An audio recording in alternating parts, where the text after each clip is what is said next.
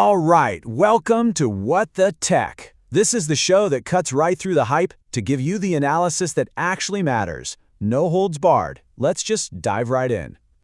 $100 billion. I mean, it's a number so big your brain kind of just shuts down, right? It's almost not real. But this abstract number is at the very heart of a story that has absolutely made the internet lose its mind. So here's the deal.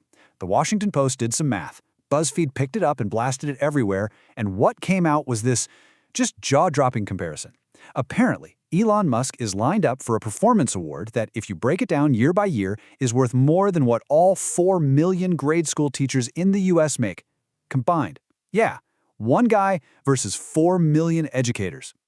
And you can probably guess what happened next, right?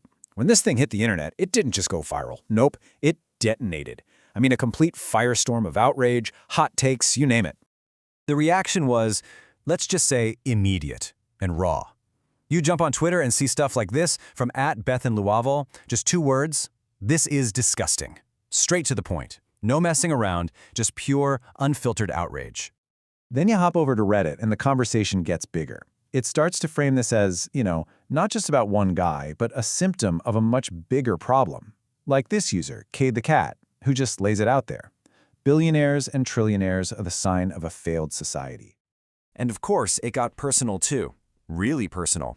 The anger started zeroing in directly on the man himself. Check out this comment, framing it as a massive moral failure.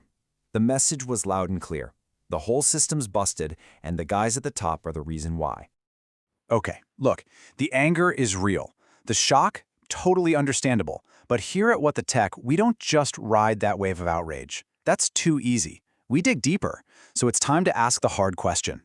Is all this outrage pointed in the right direction? I mean, really, is screaming at one super high-profile guy the best we can do? Or, and this is the important part, is this whole viral spectacle just a massive distraction from the real, much messier reasons we're even having this conversation? Because that's what we do here, right? We cut through all that noise to find the actual signal.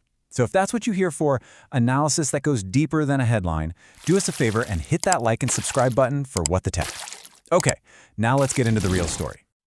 So that 1 man versus 4 million teachers thing, it's powerful, right? It's like a masterclass in what you could call spectacle math. It's not designed to make you think. It's designed to make you feel, to get you angry.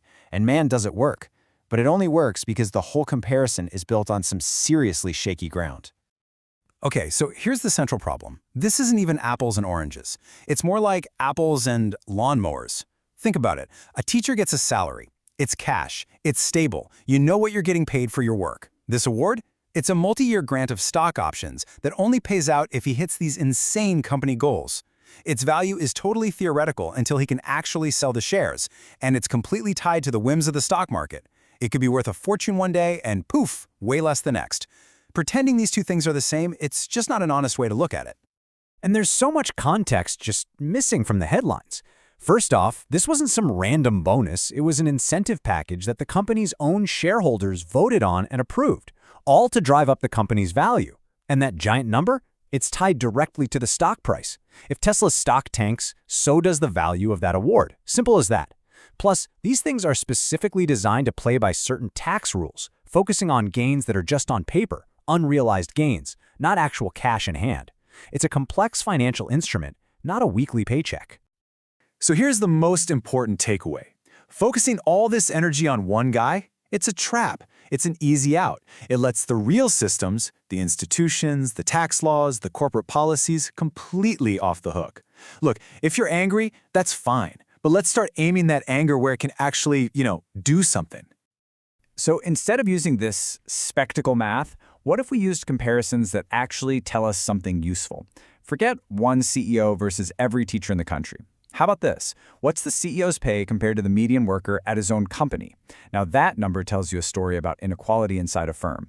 And instead of some hypothetical future number, why not talk about realized gains, the actual cash someone takes home? That's a real number. That's something you can actually sink your teeth into.